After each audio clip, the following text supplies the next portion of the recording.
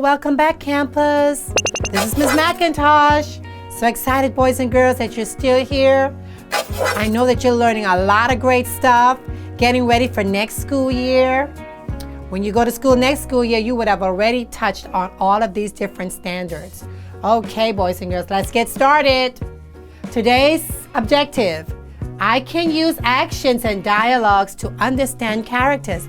We just finished talking about comparing and contrasting characters, and one way to compare and contrasting characters is to pay attention to the actions of the characters and the dialogue, the conversations that the characters have going on among or between themselves.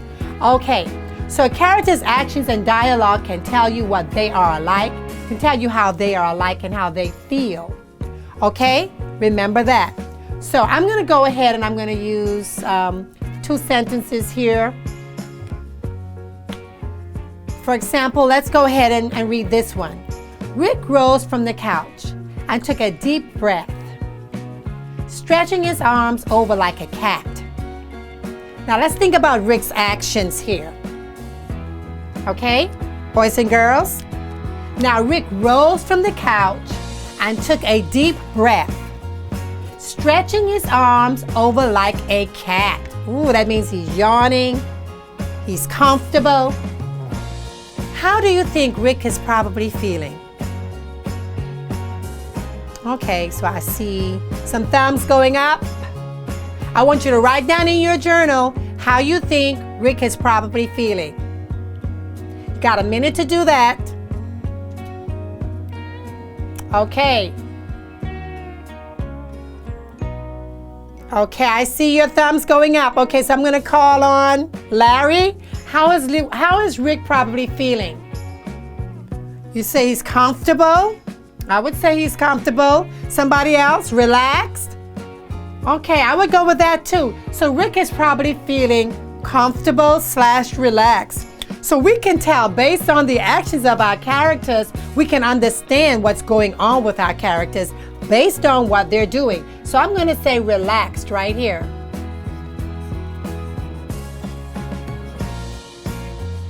Okay, let's look at this sentence here. Maya's face turned beet red. Did anyone see that? She stuttered. Now, how do you think Maya is feeling? Her face turned red. Use the clues. We can make an inference. Okay? Her face turned beet red. She said, did anyone see that? She stuttered. She can barely talk. Someone said sad? Not exactly. How about Maya is probably feeling embarrassed?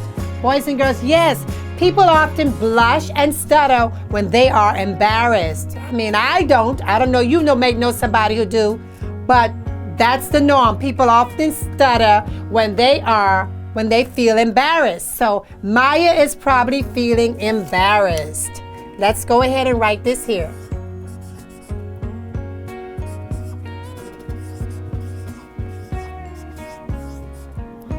Okay. Let's take a look at Andrew. And we're keeping in mind a character's actions and dialogues can tell what they are like and how they feel. Andrew was so scared. He was shaking still. He held his head high and walked onto stage. How do you think Andrew is feeling? Okay, boys and girls, we're going to take a minute to do that. I'm going to read it again. Andrew was so scared. He was shaking. Shaking means he was trembling. I'm going to write trembling at the top here. He was trembling. Still, he held his head up high and walked onto the stage. So I can tell from this sentence that Andrew is probably going to go on stage. He's probably in a performance, probably acting or singing. Okay, but yet he was scared, but even though he was shaking, he still held his head up high and he walked onto stage. What does that tell you about Andrew? Mauricio? Okay, so you can connect that to a time you were getting ready to go on stage, and how did you feel? Brave? I would go with brave as well. Yes, Andrew was scared. He was trembling. Still, he held his head high and walked onto stage. That tells me, even though he was trembling, he went on stage. He was brave. Andrew was brave. He goes on stage even though he was scared. So I'm going to go ahead and write that right here. Okay, so boys and girls, I want you to remember that when you look at a character's actions and their dialogue, you can tell what they're like and how they feel. Have a safe and great day, boys and girls, and always remember to believe in yourself.